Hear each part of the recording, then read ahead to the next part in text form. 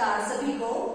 तो किसी भी भाषा को पढ़ने के लिए या उसके व्याकरण को समझने के लिए उस भाषा का ज्ञान होना अत्यंत आवश्यक है।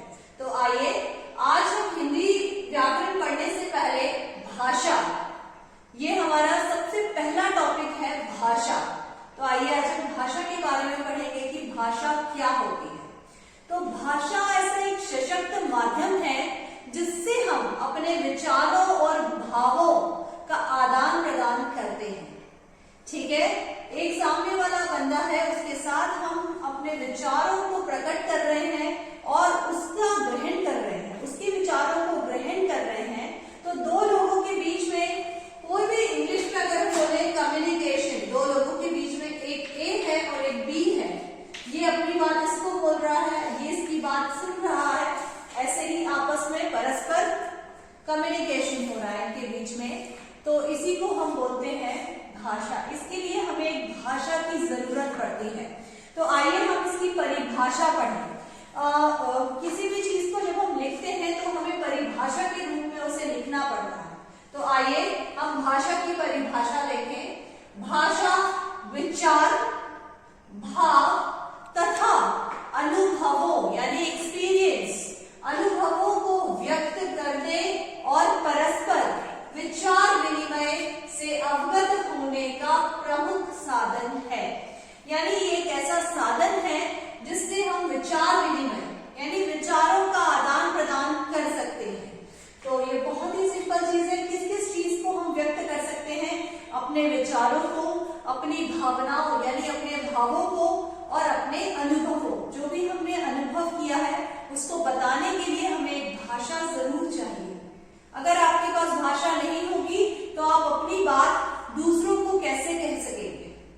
तो इसको हम एक और परिभाषा दे सकते हैं। बहुत सारी परिभाषाएं आपकी बुक में लिखी रहती हैं, लेकिन उसमें से मुझे जो दो अच्छी लगी वो मैंने आपके समक्ष प्रस्तुत की है, लिखी है। तो ये आप अपनी कॉपीज में नोट डाउन कर सकते हैं।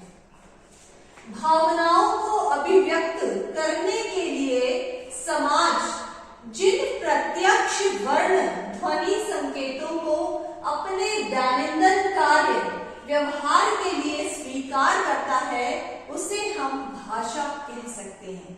तो आइए इसको हम फिर से समझते हैं। भावनाओं को अभिव्यक्त करना यानी अपनी भावनाओं को किसी के सामने प्रकट करना, इसके लिए जो हम प्रत्यक्ष यानी जो हमें सामने दिख रहे हैं ऐसे वर्ण या ध्वनि, वर्ण जैसे अ आ इ उ, ये जो वर्णमाला में जितने भी अक्षर होते हैं उन्हें हम वर्ण कहते हैं, या ध्वनियों और संकेतों को जो हम दैनंदिन यानी जो डेली रूटीन में अपने व्यवहार में प्रकट कर रहे हैं, यूज कर रहे हैं, उपयोग कर रहे हैं उस चीज का, इसे हम भाषा कह सकते हैं।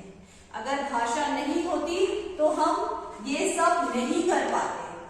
तो आइए अब हम भाषा के स्वरूप को जानें। भाषा का स्वरूप यानी हम इस हिंदी भाषा को किस किस स्वरूप में प्रयोग करते हैं? तो हम मुख्यतः दो स्वरूपों में प्रयोग करते हैं। एक होती है मौखिक यानी ओरल और दूसरी होती है लिखित यानी रिटन फॉर्म।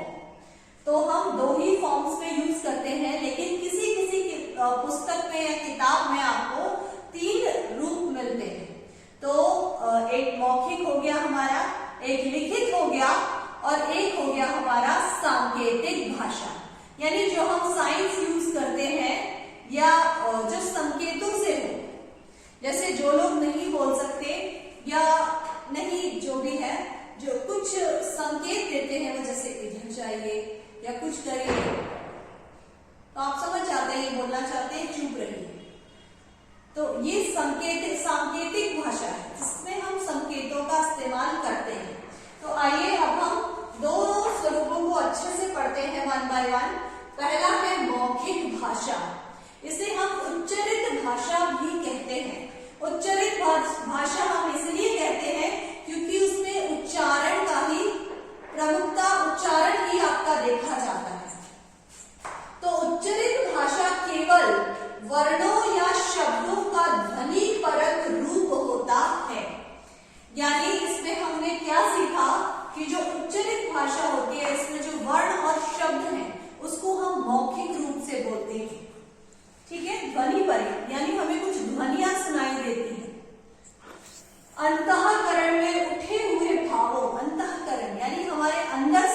जो आवाज निकल रही है, जो भाव निकल रहे हैं, उनको हम बोल के बताएंगे या ध्वनियों से बताएंगे, तो अभिव्यक्त करेंगे। इसे हम बोलते हैं मौखिक भाषा। इसके लिए हम मौखिक भाषा का सहारा लेते हैं। हमारे देश में जैसे कि आप देखते हैं शादियों में या बहुत सारे धर्म जो भी यज्ञ होते हैं हमारे, उनमें आप वेद मंत्र सुनते होंगे, कुछ मंत्र उच्चारित किए जाते हैं या श्लोक बोले जाते हैं, तो ये सभी हमारे मौखिक भाषा में आते हैं। ठीक है, तो हमारे देश में प्राचीन काल से ही वेद मंत्रों और श्लोकों को कंठस्थ का मतलब होता है मेमोराइज करके बोलना, यानी याद करके बोलना। तो कंठस्थ करने की परंपरा प्राचीन काल से ही चली आ रही है, यानी प्राचीन काल से ही मौखिक भाषा का बहुत ज्यादा प्रचलन रहा है। लेकिन प्राचीन काल में इसमें एक कमी थी कि ये अस्थाई भाषा थी। अस्थाई भाषा कैसे? मतलब कि मैंने आज आपसे क्लास में कुछ कहा और फिर अगले दिन बोला, तो हो सकता है आप उस चीज को भूल गए। जरूरी नहीं है कि मेरी कही हुई हर बात आपको 1 साल बाद भी याद रहे। तो ये एक टाइप से अस्थाई भाषा होगी जिसका रिकॉर्ड कहीं नहीं रहता, जबकि लिखित भाषा में हर चीज का रिकॉर्ड हमें मिल जाता है। हमने रजिस्टर में लिखा है, तो अगर हम भूल भी गए हैं तो कई सालों बाद हमारे पास लिखा रहता है कि अच्छा ये हमारे पास हमने किया था। तो ये इसकी थोड़ी सी कमी थी। लेकिन आज के आधुनिक वैज्ञानिक युग में टेप रिकॉर्डर्स, ग्रामोफोन्स और ये बहुत सारे नए टूल्स और डिवाइसेस आने के कारण, यानी उपकरणों के आने के बाद इस भाषा को स्थायित्व प्रदान करने का प्रयास किया गया है। यानी कि इन उपकरणों से अब क्या हो रहा है, आपको जो भी आप मौखिक रूप से बोलते हैं उसको रिकॉर्ड कर लिया जाता है। तो रिकॉर्ड करके आप उस चीज को बाद में भी सुन सकते हैं। जैसे आजकल आप YouTube पे जो लेसन्स हैं वो रिकॉर्डेड ही सुनते हैं, वैसे ही आप मंत्रों को भी, जो मंत्र किसी बहुत बड़े ऋषि मुनि ने बोले हो, उनको अगर उस समय रिकॉर्ड किया जाता तो आज आप उनकी वाणी सुन सकते हैं। लेकिन पहले ऐसा नहीं था और अब आजकल के युग में रिकॉर्डिंग करना एक आम बात हो गई है। पढ़ेंगे लिखित भाषा। आइए तो अब हम लिखित भाषा के बारे में समझेंगे। लिखित भाषा, जैसे कि पहले मैंने बताया था कि ये स्थायी भाषा का स्वरूप है। स्थायी इसलिए क्योंकि इसमें हम रिकॉर्ड्स रख सकते हैं, डॉक्यूमेंटेशन कर सकते हैं। यानी जब भी हमें कहीं पे लिखा रहता है तो हमें उस चीज को दिखाने में बहुत सालों बाद भी हम उसको संरक्षित करके रख सकते हैं। तो आइए हम देखते हैं प्राचीन काल में क्या था लेखन पद्धति। तो हमारे देश में प्राचीन काल में ही लेखन पद्धति का पर्याप्त विकास हो चुका था और उस समय भी काफी प्रचार प्रसार हो गया था, क्योंकि अनेक ग्रंथ, जैसे कि बहुत पहले की बात हम करें तो रामायण, महाभारत और कालिदास के जो भी उन्होंने महाकाव्य लिखे हैं, ये सारे महाकाव्य भी हमारे लिखित भाषा में मिलते हैं। तो इससे हमें पता चलता है कि हमारे प्राचीन काल से ही लिखित भाषा का प्रचार प्रसार हो चुका है। और उस समय पे जो ग्रंथ लिखे जाते थे उस समय कागज नहीं हुआ करता था। कागज से पहले की बात है, उस समय भोजपत्र, ताड़पत्र और ताम्रपत्र पर हाथ से लिखा जाता था। ऐसे एक इंक जैसी होती थी, वो इंक जैसी होती थी जिससे हाथ से लिखा जाता था। तो आप लोग तो सोच रहे होंगे ये भोजपत्र, ताड़पत्र, ताम्रपत्र क्या है ये? तो ये वृक्ष की छालों से बने होते थे, जब कागज नहीं थे। कागज से पहले वृक्षों की छाल से ये चीजें बनाई जाती थी और उन पर लिखकर ही संदेश भेजे जाते थे।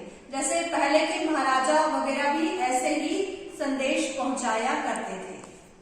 और आपने पढ़ा होगा, जो आपने अगर हिस्ट्री पढ़ी होगी, इतिहास पढ़ा होगा, तो उस समय आपने देखा होगा कि शिलालेखों, अभिलेखों का बहुत प्रचलन हुआ करता था। शिलालेखों यानी बड़ी बड़ी शिलाओं पे महाराजा जब विजय प्राप्त करते थे कहीं पे, तो वहां लिख देते थे, ताकि उनसे भी हमें पता चलता है। अगर वो शिलालेख नहीं चलता कि किस समय पर कौन से राजा ने विजय प्राप्त की थी, और इस बारे में हमें बहुत सारे रिकॉर्ड्स मिलते हैं। अभिलेख भी ऐसे ही है। आधुनिक युग में, अब हम आधुनिक युग की बात कर रहे हैं कि आजकल क्या है, तो आजकल विज्ञान ने हमें कई प्रकार के जो मुद्रण यंत्र है वो दे रखे हैं। मुद्रण यंत्र का मतलब होता है जैसे छपाई, जैसे आपने देखा होगा, आप समाचार एक तो सुनते हैं, न्यूज आप सभी सुनते हैं टीवी में, वो मौखिक रूप हो गया हमारा। लेकिन जब आप समाचार पत्र पढ़ते हैं तो उसमें लिखित भाषा का प्रयोग होता है, उसमें लिखा रहता है समाचार, और मैगजीन्स और भी स्टोरी बुक्स, ये सभी लिखित भाषा का स्वरूप है। आपकी पाठ्य पुस्तक, आप अपनी कॉपी जो बनाते हैं, वो सभी आपके लिखित भाषा का ही स्वरूप है, और ये अधिकाधिक स्थायित्व प्राप्त हुआ है इसको, ये ज्यादा स्थायी रूप से मानी जाती है।